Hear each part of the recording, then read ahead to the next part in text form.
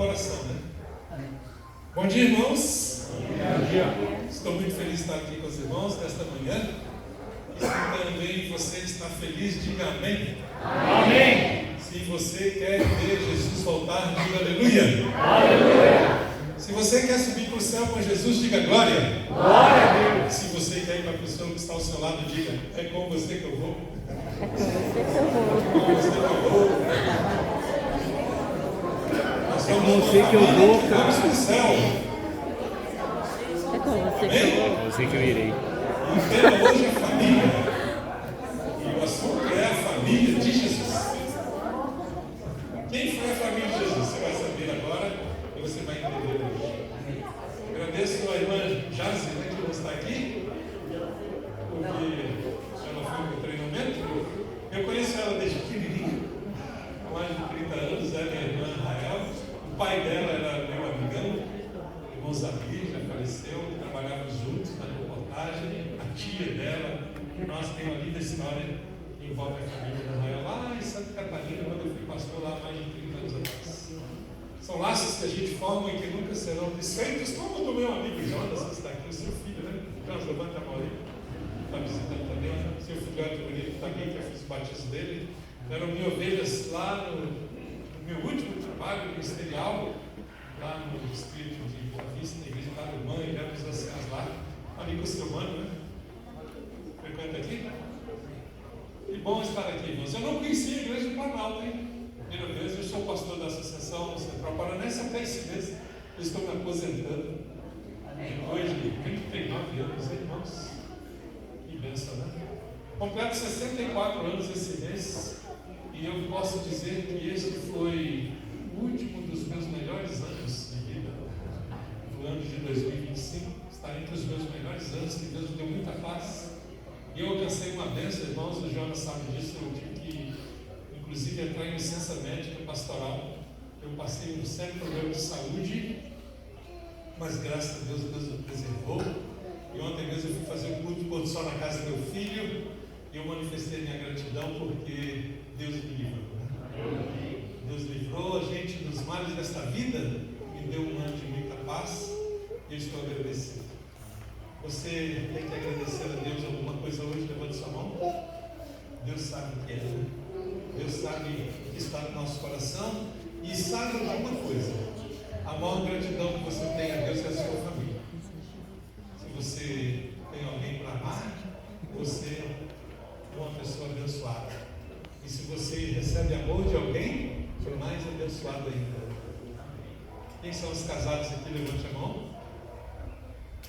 Deus abençoe você. Quem são aqueles que querem casar? Levante a mão aqui. Alguns fizeram assim, ó. Mas Deus tem uma bênção. Talvez a maior bênção que a gente possa alcançar nesta terra é a bênção do casamento, né? Eu trabalhei nesses 39 anos de ministério, eu me dediquei 28 anos como líder do Ministério da Família, especificamente. Santa Catarina, aqui no Paraná, na Bahia, eu fui pastor, no Rio, no Janeiro, e sempre realizei programas de família, e assim eu tenho muita facilidade em falar desse assunto, que eu tenho aí já bastante temas, e eu pensei hoje falar a vocês de um tema que tem tudo a ver. Eu tenho pregado esse ano aí, eu tenho recebido convite, e tem muitos assuntos, a gente fica às vezes com dificuldade para escolher o assunto. Eu percebi que esse é um assunto muito bem aceito, que é um tema específico da família de Jesus, que tem a ver com você. E Deus vai te abençoar hoje falando alguma coisa para você, amém? Amém. E não seja um pregador. Por isso, feche os olhos, nós vamos orar mais uma vez. Eu sempre faço esse exercício pastoral, que eu já faço há muitos anos, irmãos. Cada sábado de manhã, eu peço aos irmãos, antes de abrir a palavra de Deus, que peguem a sua Bíblia e abracem a Bíblia assim. Se você entrar aí com a Bíblia no seu celular, não tem problema, abraça o celular. É bom, eu tenho umas 3 Bíblias no meu celular, e abraça aí, coloca o celular perto do coração. Se der uma radiação, você morrer, a gente faz um funeral bem bonito para você. Cantar, né? Flores. Feche os olhos, tá? Senhor Deus, estamos com a Bíblia abraçada porque amamos a Bíblia, cremos na Bíblia. colocamos ela pertinho do nosso coração para que o Senhor fale alguma coisa para a gente hoje. E a tua bênção se manifeste na tua palavra, que não seja pregador, mas a tua palavra. E se existe mácula, culpa, que o Senhor nos perdoe e nos purifique mais uma vez. Tire toda maldade, tire toda coisa ruim que nos faz sofrer e transforme o nosso coração em bênção e alegria com a tua presença. E pedimos em nome de Jesus. Amém. Lá no livro de João, é o livro que eu mais gosto da Bíblia. Tem um episódio que Jesus encontrou a sua família. Foi um momento difícil da vida dele.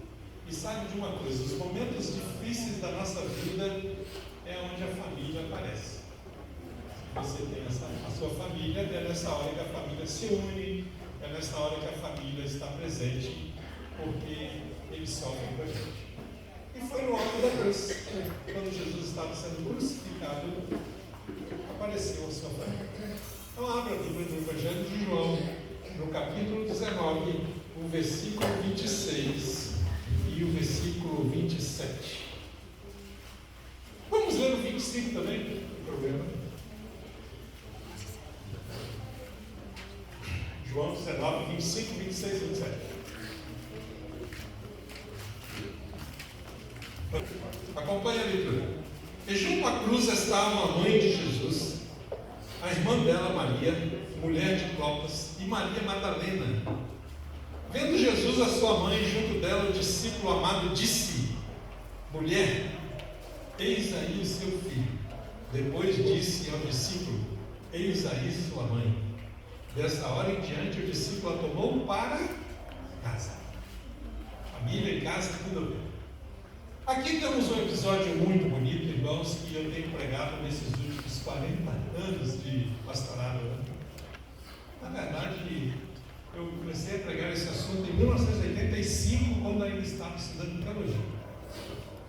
E este tema tem me acompanhado, e eu tenho acompanhado este assunto porque ele é muito importante. Quando Jesus estava chegando ao fim da sua existência, quando ele estava para ser crucificado, João, um dos seus apóstolos, um amigo de Jesus, ele então, sabendo que estava para chegar ao fim, ele trouxe Maria para perto da cruz. Maria não podia suportar permanecer, ficar longe de seu filho, diz o livro Desejado. E João, sabendo que o fim se aproximava, trouxe-a para perto da cruz. E do alto da cruz, Jesus olhou para sua mãe, e ao lado dela, João, que escreveu este texto. Ele não colocou o seu nome ali, mas ele estava lá. Ele que escreveu o relato de Maria, mulher de Clopas, que era irmã de Maria, e também de Maria Madalena. E ele estava lá. E então, Jesus olhou para ela olhando para Jesus, e ele lembrou-se da sua mãe. E ele não se esqueceu dela. E vendo que ela estava sofrendo, ele disse esta frase emblemática: Mulher, eis aí o teu filho. E disse para João: Filho, eis aí tua mãe. Uma das coisas que eu gostaria de saber, irmãos, que mudaria muito na nossa concepção e interpretação da Bíblia, é o tom da voz. O tom da voz comunica mais do que o próprio conteúdo do que falamos. E então, Jesus olhou para ela e disse: Mulher.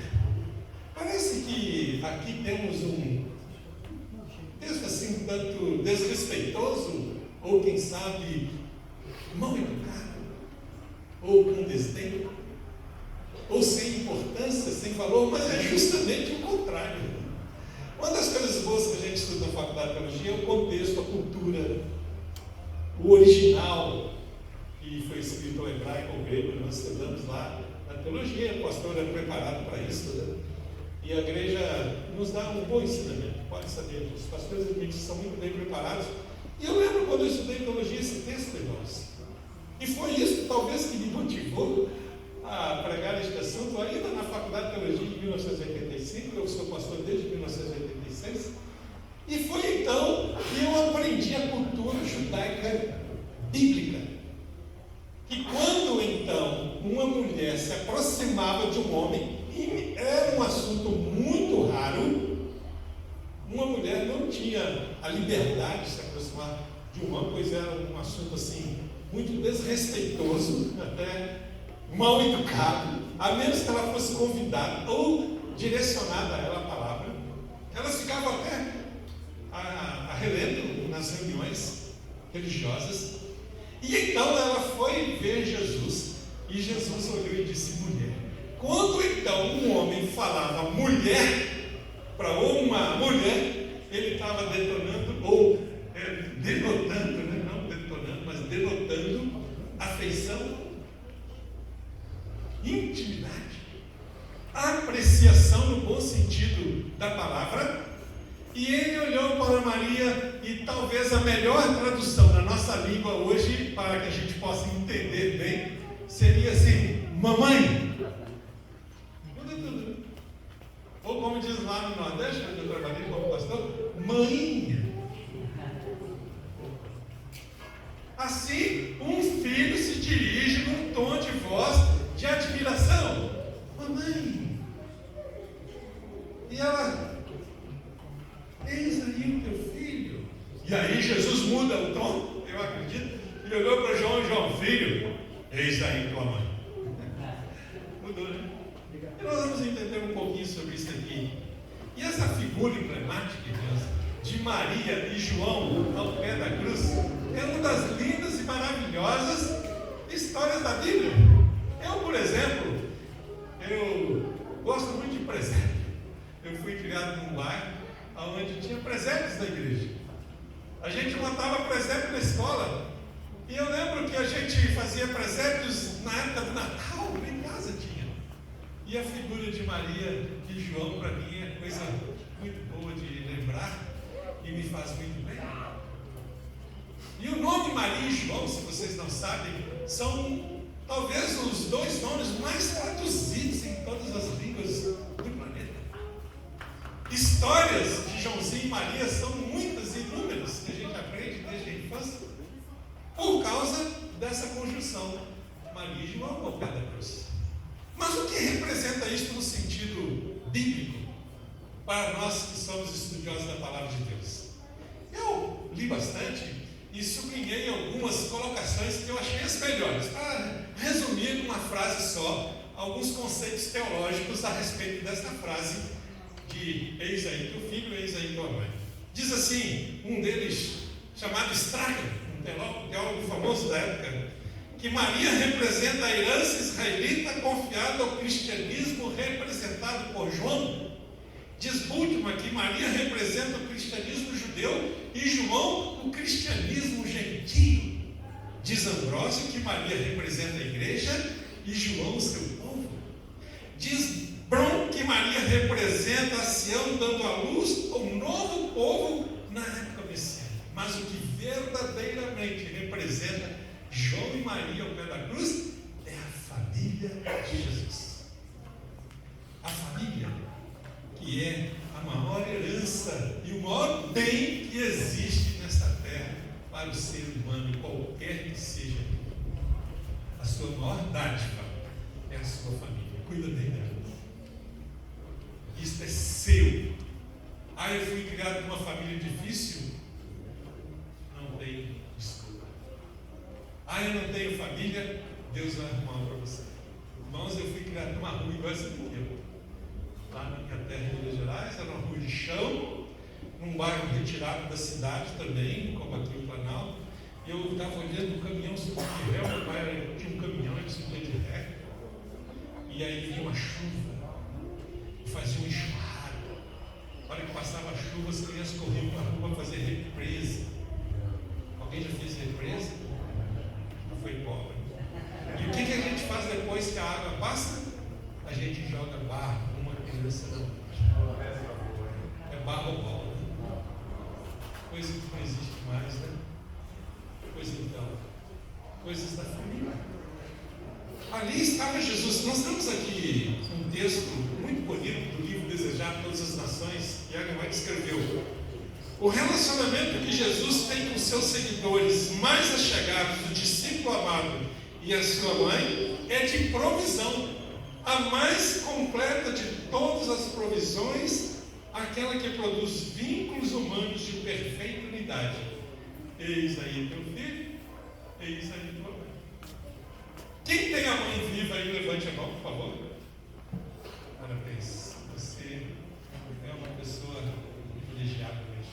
Minha mãe já se foi, saudades. Vamos falar sobre isso daqui a pouquinho. Ellen White também, acrescentando esse comentário, ela escreveu uma frase que é como uma poesia. Olha só essa frase, preste atenção. Aqui podemos também ver um exemplo de amor filial de Cristo, que resplandece com um não esmaecido fulgor por entre as neblinas do céu. Amém? Mãe, eis aí o teu filho. Amigo, se você está com a sua mãe aí do seu lado, dá um beijo nela. Pode beijar, não tem problema. Já beijo, tá? E gasta tempo para ela, por favor. E depois ela vai obedecer. Não é o natural, né? O duro é quando o filho vai e a mãe fica, quando foi Maria, né? Maria estava sozinha. Naquela época não havia amparo social, não havia pensão, não havia auxílios, não havia nem emprego para mulher. Ela não podia trabalhar. Ela dependia do marido, e quando o marido faltava, ela dependia dos filhos. E os irmãos de Jesus? E os irmãos de Jesus onde estavam? Alguns teólogos têm duas frentes: a frente católica, teológica, e a frente protestante, teológica. Eu sou mais da frente católica, não tem nada de errado, tá? Eu fui criado num lar católico e muitas coisas eu trouxe na minha religião e eu uso como pastor, e uma delas é essa daqui. E o Rodrigo Silva me ampara, ou eu me amparo em Rodrigo Silva, para mim é um dos grandes teólogos que temos aí na internet, o maior do Brasil, eu penso. E ele também fala isso. E nesta hora Maria não tinha ninguém, porque os irmãos e as irmãs de Jesus eram filhos de José, do seu primeiro casamento. E José havia falecido e ela não teve mais nenhum filho. Ela foi virgem, imaculada, né? Ela não era, na verdade, Jesus não era filho de José, era filho do Espírito Santo. E ela criou Jesus. E ela foi mãe de Jesus, e agora o filho dela foi embora. Ela não tinha ninguém. O livro Desejado das Nações não fala nada sobre isso, tá? Se você crê que os outros irmãos de Jesus eram filhos dela também, isso não vai impedir nada da sua salvação e não vai deixar de ser um estudioso da Bíblia. Você pode ter duas interpretações. Mas eu penso que ela não tinha ninguém mais. Porque a história diz, e a tradição judaica diz, que Maria foi sepultada no jardim de Getsêmani, onde tem um cemitério judeu até hoje, e João foi sepultado lá no túmulo de Maria. Como um filho é sepultado no túmulo da mãe. E João cuidou de Maria, cuidou como filho mesmo, sustentando, amparando e representando Jesus dentro de casa. E olha que missão. E eu falei hoje na missão, os irmãos estavam ali comigo, e eu vou repetir aqui, irmãos. Se você é cristão, o primeiro lugar que você vai identificar-se como cristão é o seu casamento. E o segundo é dentro de casa. E vocês podem até me conhecer, mas quem quer me conhecer mesmo, passe 3 meses lá em casa. E eu vou já adiantando, se você abrir a geladeira e encher de mil quilos, você vai ter comigo. Eu sou mineiro, gosto de queijo. Minha mãe era queijeira e meu pai era queijeiro. E eu vou dizer para você, não coma queijo, senão você vai ficar igual eu, redondo igual queijo. Não é bom para saúde, não. A irmã fala que não é bom para saúde, mas ela não conheceu o queijo Minas, né? Vamos dar uma. Queijo prato, né? Mussarela. Cheddar mesmo. Na verdade, irmãos, a gente é o que é quando estamos dentro de casa. Quem é você dentro de casa? A sua mulher sabe. A sua mãe sabe. O seu irmão sabe. Seu irmão carnal. E se você é cristão, meu amigo, é ali que a coisa é verdadeira. É ali que você tem que dizer quem é o seu Deus. porque baixa a guarda, tira o paletó, tira o jaleco, tira o avental, tira, quem sabe, a farda, e você é o que você é. E se você é um homem de Deus, uma mulher de Deus, é Jesus que está na sua vida. Amém? E a gente tem que lutar por isso, tem que orar por isso, tem que buscar isso e tem que clamar a Deus por isso. E se errou, pede perdão. Ninguém é perfeito também não, tá? Mulheres e homens. Eu vou dizer uma coisa para você, homem. Você casou com uma mulher imperfeita. E essa mulher imperfeita que você casou com um outro muito mais imperfeito que ela que você. São dois imperfeitos. Mas Jesus vai tirar as arestas. Vai, com certeza, abençoar você. E João, então, teve a incumbência de representar Jesus dentro de casa. Mas vamos voltar um pouquinho. Maria precisava de um filho. O que você precisa hoje, mulher, mãe, esposa, jovem, adolescente? O que você precisa hoje? De um casamento? Qual é a sua necessidade? A sua necessidade, eu vou dizer para você, não é casamento, não é dinheiro, não é trabalho, não é saúde. A sua necessidade é emocional. A nossa maior necessidade é emocional, é afetiva. E sabe o que as mulheres precisam, homens? De carinho, de afeto, de ternura, de elogios, de abraço. Isso é o principal. E essa necessidade só pode ser recebida dentro de casa, efetivamente dentro de casa e na sua maioria dentro de casa. E você precisa fazer isso, quer para a sua irmã, quer para a sua mãe, quer para o seu filho, para a pessoa que mora com você. Se você mora sozinho, é menos mal. Mas você tem um vizinho, tem um parente, tem um conhecido. Peça a Deus para que você seja uma pessoa agradável. Peça a Deus que você seja uma pessoa gentil, educada. A maior e mais bonita coisa de uma pessoa é uma pessoa fina no trato. Eu morava num prédio, que eu botei o nome no prédio de Battle Creek. Sabe o que é Battle Creek? É o nome de uma cidade adventista lá nos Estados Unidos, onde só tinha adventista. Só tinha adventista naquela cidade. Deus não queria que eles ficassem ali. Deus queria que eles fossem embora dali. Sabe o que Deus teve que fazer naquela cidade? Mandar fogo. Mandar fogo. Queimou lá a editora adventista e eles tiveram que vazar de lá, porque eles só queriam morar junto. Né? E Deus não queria isso. Realmente a igreja saiu dali e está no mundo todo hoje. E eu botei o nome do prédio lá de Battle Creek. Moravam 11 pastores no prédio. E as crianças eram... Meus filhos nasceram nesse meio, né? As crianças, os pastores que eram da associação lá em Minas. E aí tinha um pastor velhão, assim, de 64 anos, chamado Corino, e a mulher dele chamada Oceanias. E ele era o mais respeitoso, mais sereno. E ele convidava os jovenzinhos, como eu e meus amigos, para ir lá, uma vez ou outra, na casa dele, fazer o culto. Olha só o convite dele, fazer culto. Mas depois do culto, tinha uma sopa, tinha lá um pão de igreja. E a gente gostava. Ele era um homem muito sério. Sim, Jesus já faleceu há muitos anos. Mas, irmãos, eu fui na casa dele quando minhas crianças, eu fui tem 37 anos. Era uma criancinha, uma menina. E eu fui lá com a minha esposa. E eu saí de lá, irmãos, com uma lição. Uma lição que eu falei assim: eu quero ser assim. Eu tenho que ser assim. Eu fiquei impressionado com a gentileza, com a educação, com o respeito, com o vocabulário que o pastor Corino tinha com a Oceanias e a Oceanias tinha com ele. Coisa que não tem explicação. Você tem que ver, ouvir, presenciar, sentir.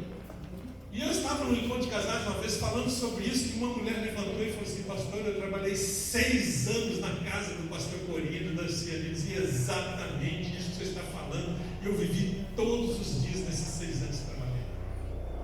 Então, referendou o que ele está falando. Sabe o que é, irmãos? Educação, gentileza, o tom da voz, a afinidade no respeito um para com o outro. Isto é cristianismo. E é isso que precisa. Eu não sei da vida de você. O Jonas era meu ídolo lá, nem posso dizer que fui na casa de Jonas, né? Mas eu pergunto, Jesus está na sua casa, então não pense nisso. É isso que todos nós precisamos. E Maria estava sem isso. E então João recebeu a maior incumbência que tem, é de representar Jesus dentro do lar. João foi um amigo de Jesus. Para mim, o grande personagem da Bíblia que eu quero conhecer é João. João, ele é o grande escritor do livro do Apocalipse, do Evangelho, que para mim é o mais bonito da Bíblia, é o livro de João, e das epístolas de João, e onde eu sempre começo lendo a Bíblia é em João. E eu faço isso, irmãos, há 45 anos. Se eu já li João 300 vezes é pouco. Eu estou falando honestamente. 150 vezes, nunca contei. E eu grifo, eu releio, e eu prego o livro de João, eu tenho inúmeros temas. E eu quero conhecer esse camarada. Sabe por quê? Porque ele escolheu ser amigo de Jesus. É o Evangelho da vida. É tido como o apóstolo do amor, mas que antes era filho do é um homem assim, bem pescoço, né? Nas palavras, ele foi moldado pela educação, a gentileza que todos nós temos que ter. E João foi o único dos apóstolos que deu a cara a tapa. Apareceu na foto, na hora que a coisa estava mal. Ele não abandonou Jesus. Ele não se omitiu, não se escondeu e nem negou. Ele estava lá, gente. Ele estava lá. E eu vou dizer algo para você. Se você tem um amigo, você vai saber é quando você está em dívida. É quando você está doente e quando você foi enterrado. Se você puder abrir o olho do cachorro, você vai ver que eles aparecem nessa hora. Eu sei o que ele está falando. Isso é uma coisa que eu mais fiz aqui em Curitiba, foi funeral, tá, gente? Nossa, eu fiz, olha, pelo menos uns 40 funeral. Lá na igreja do Jonas, teve um dia que morreu domingo, segunda, terça, quarta, eu falei, é minha semana de fora. E não para de morrer, irmão, nessa igreja. E a hora que eu vejo, né? Quem? Olha, UTI de hospital, eu conheço todas aqui em Curitiba. Todas. E do lado de fora eu conheço quem são os amigos que tem para lá. Amigo, irmão tem que ir, né? Marido e mulher tem que ir, mas amigo é aquele que aparece. E outra coisa, se você for preso, mas não seja preso não, tá? Mas se você for preso na cadeia, o amigo aparece. Interessante, né? É muito bom ter pessoas ao lado quando está tudo bem, né? Quando está ruim, são os amigos. E João apareceu na hora que estava ruim. Provavelmente João recebeu uma recompensa, porque ele foi o único dos apóstolos que não foi mártir. Né? Morreu velhoso, de mais de 100 anos de idade, escreveu o fantástico livro do Apocalipse, as visões que só ele entende, ninguém mais entende, nem Rodrigo Silva entende, aquelas visões que ele teve lá, a gente aceita muitas delas, que a gente não entende mesmo. E aí então João, ele foi contemplado. E ele cuidou da mãe de Jesus. Ele cuidou da família de Jesus. E ele passou a ser família de Jesus. E olhem só, irmãos, que eu vou falar. A oração sacerdotal que está ali no Evangelho de João é a oração dos irmãos. Ele chama Jesus de irmão nosso. E através da irmandade que nós temos, o apostolado de João, você recebe como dádiva da família de Jesus. E eu vou dizer para você, amigo, você tem o mesmo direito que João. Você está no mesmo patamar, porque ele se coloca assim. E eu quero sentar do lado dele no céu. E nós vamos sentar no sentido de igualdade, tá? Nós vamos sentar no sentido de família. Não perde igualdade. Faz algum tempo, não agora, já há alguns anos, eu nem morava aqui em Curitiba, eu fui na igreja igreja central, a antiga igreja. Estavam lá alguns candidatos a prefeito da eleição daquele ano. Estavam lá sentados. E eu falei assim, aqui onde todo mundo é igual, né?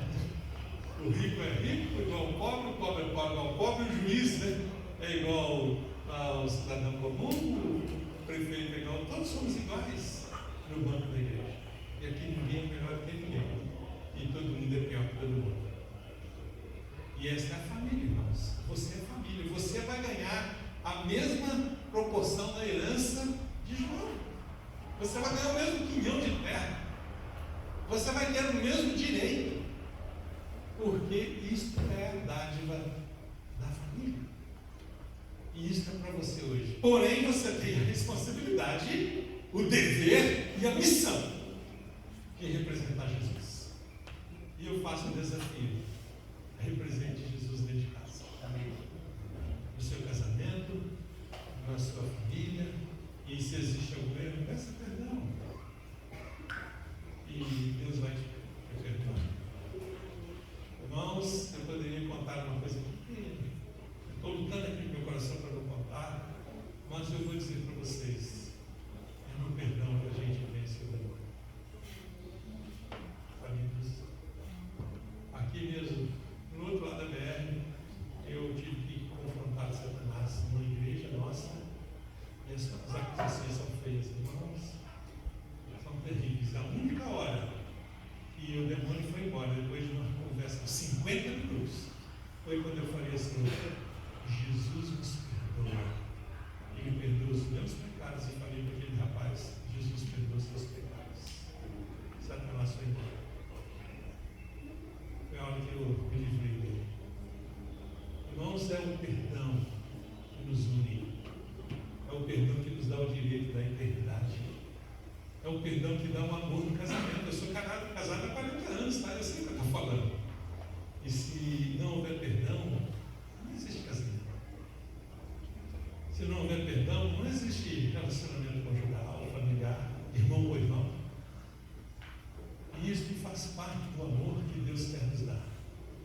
E Ele dá isso para você. E eu pergunto: você quer o perdão de Deus?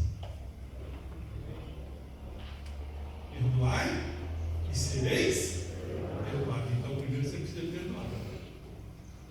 Perdoar quem às vezes você ofende. Ontem eu falei até na lição, não vou repetir, mas sem querer eu fiz uma coisa que eu não queria, onde estava na cabeça. Às vezes a gente faz, né? E aí Deus nos dá um perdão. E sabe qual o pior de todos os perdões? E o mais difícil é perdoar a si mesmo. Às vezes você não consegue se perdoar. Deus já te perdoou. Sua família já te perdoou, mas você não se perdoa. Por favor, se perdoe. E sabe uma coisa? Você não vale nada, tá? E eu não valho mais ainda que você. Ninguém é bom aqui dentro. Todos somos falhos. Então se perdoe. Tire a culpa da sua cabeça que Jesus tirou. Tire o sentimento de mágoa da sua cabeça que Jesus já tirou. O ressentimento da sua cabeça que Jesus já tirou. Como? Libere-se, saia daqui leve hoje. Saia daqui com a certeza de que você é da família de Jesus. Você é um herdeiro da família de Jesus. E Ele tem para você as mais ricas bênçãos. Eu não sei qual é a sua necessidade, mas Jesus sabe. Eu não sei qual é o seu sonho, mas Jesus sabe. Tranquilo, deixa para conta dele. E Deus vai te abençoar da medida e da forma dele, né? Você crê nisso? Eu estava aqui trabalhando na associação da União e a gente, como departamental, né? A gente sonha em projetos e eu pensei, junto com os colegas pastores que trabalharam na época, um projeto chamado Adoração em Família. E eu vou dizer uma coisa para você aqui, pessoalmente. Uma das fórmulas para a gente ter Jesus na nossa casa é a gente dobrar o joelho dentro de casa. Você orar, você clamar a Deus pela sua palavra. E se você faz isso coletivamente, a força é muito maior. Se você anda fazendo culto com a sua esposa, com seus filhos, olha, você já está com o passaporte carimbado para o céu. Com a família e tudo. Arranje um tempinho, uma horinha, uns minutinhos, e por favor, faça isso. E eu fiquei muito contente, irmãos, com o que as crianças falaram aqui na hora que a professora perguntou: como que se faz o culto em casa? Cantando, orando, aí teve um falando lendo a Bíblia, uma meditação. E eu vou dizer mais: quanto menos tempo, melhor para uma criança, tá? Quanto mais descontraído, melhor.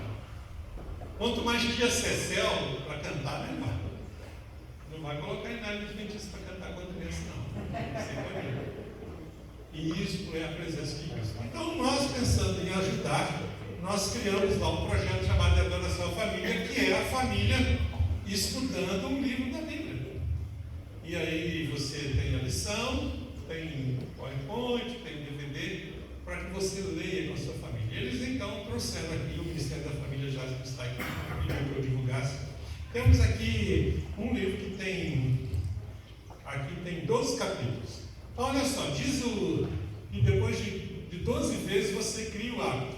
E o hábito faz o monge, né, segundo os filósofos. Né? Então você vai estudar um capítulo por semana. Com a sua esposa, seus filhos ou sozinho, se você pode.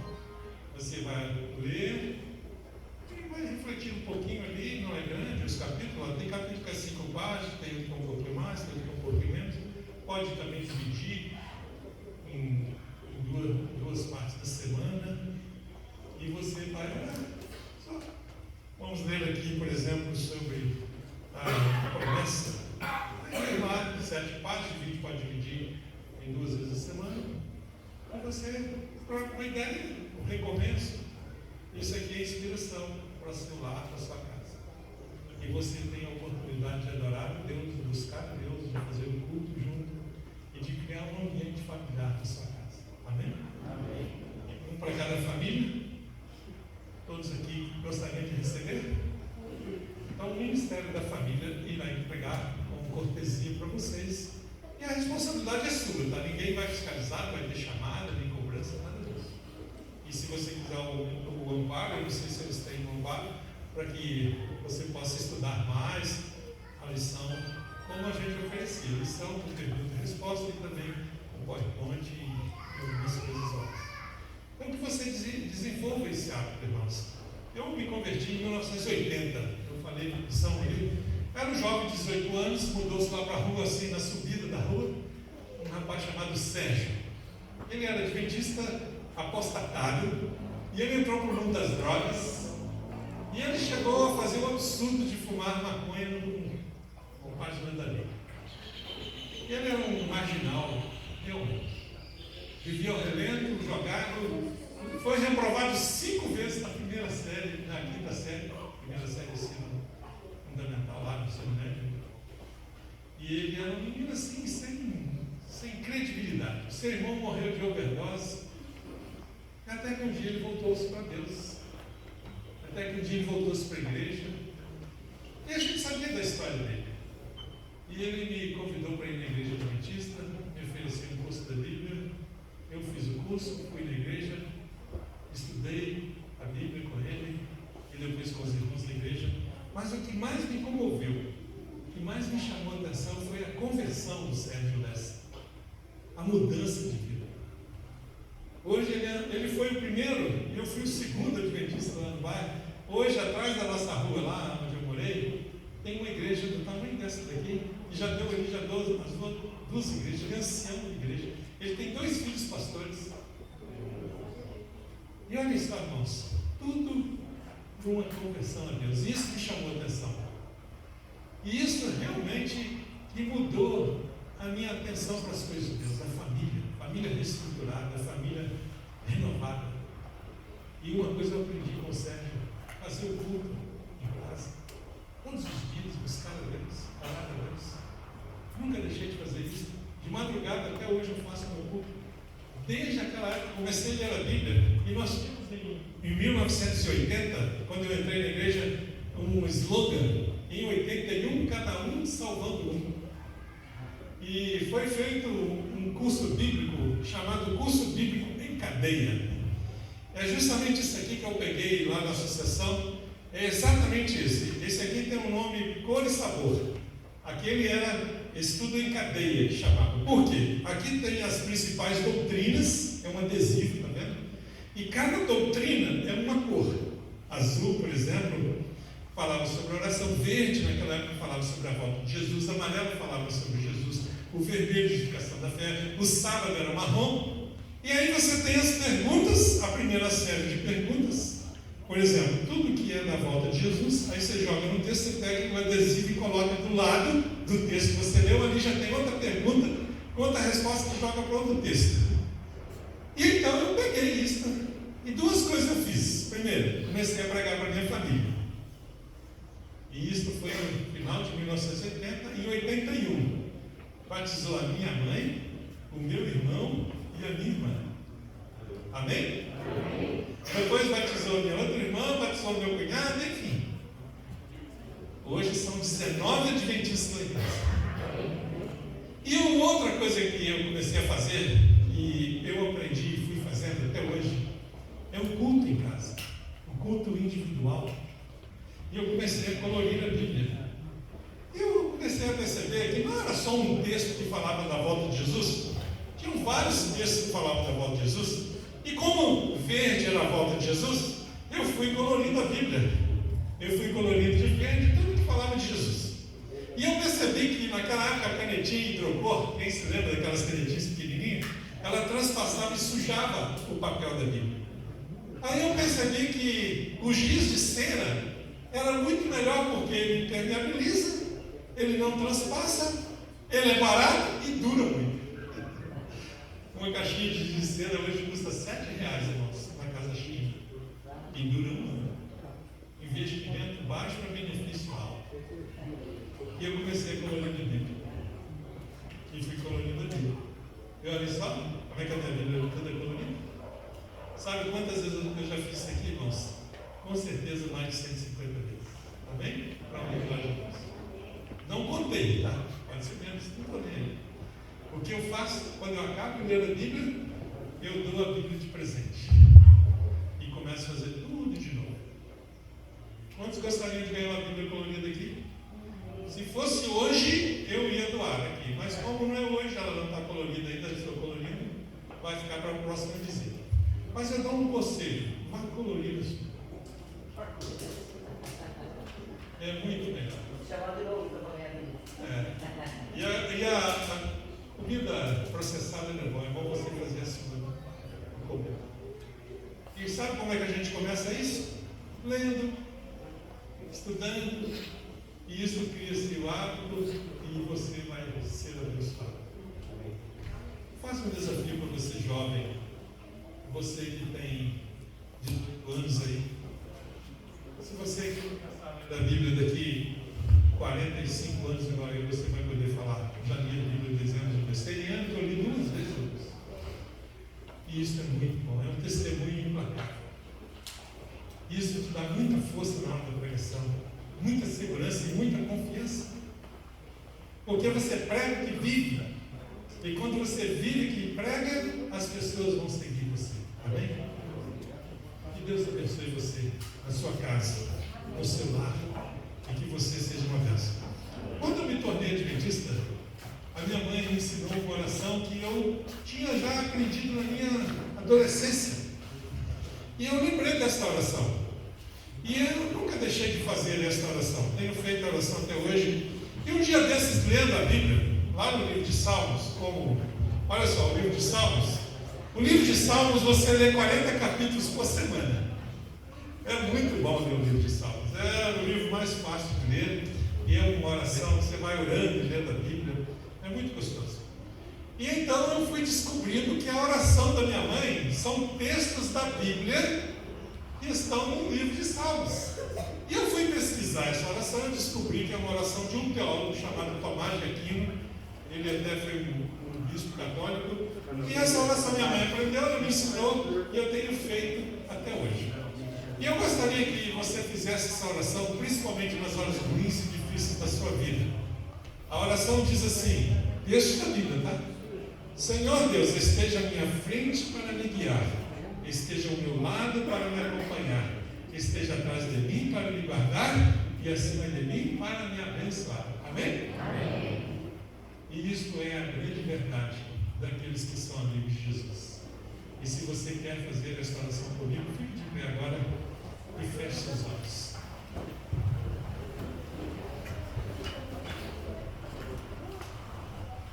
Senhor Deus, repete comigo. Senhor Deus, Bem alto, hein? Esteja à minha frente para me guiar. esteja à minha frente para me guiar. Esteja ao meu lado para me acompanhar. Esteja ao meu lado para me acompanhar.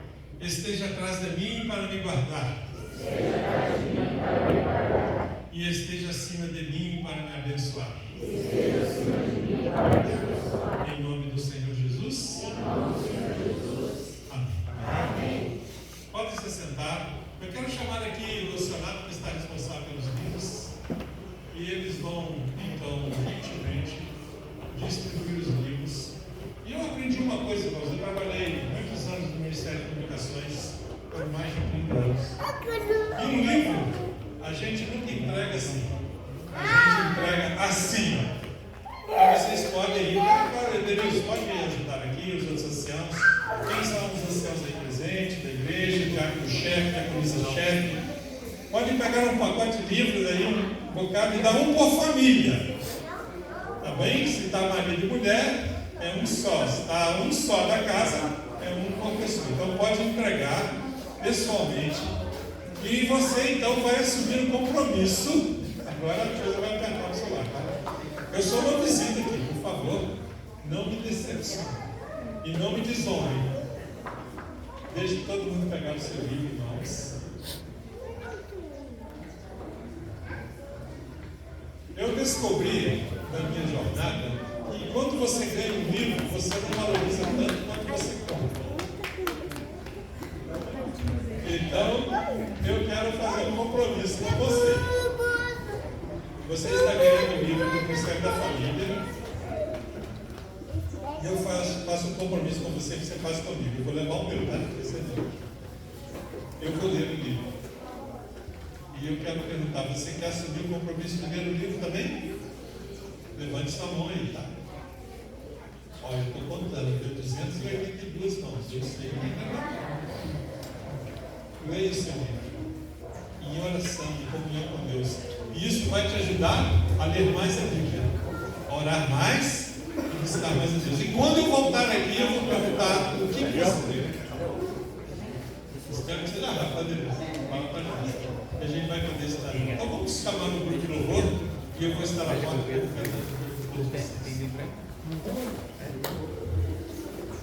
Muito bem, então agora vamos cantar em despedida o nosso bonito pastor. E tem um nome bem bonito também, Geraldo, né? Um nome muito bonito também. Por favor, ele vai aguardar ele vai se despedir, né, depois na saída da recepção. Enquanto nós vamos cantar em despedida. Só um minuto.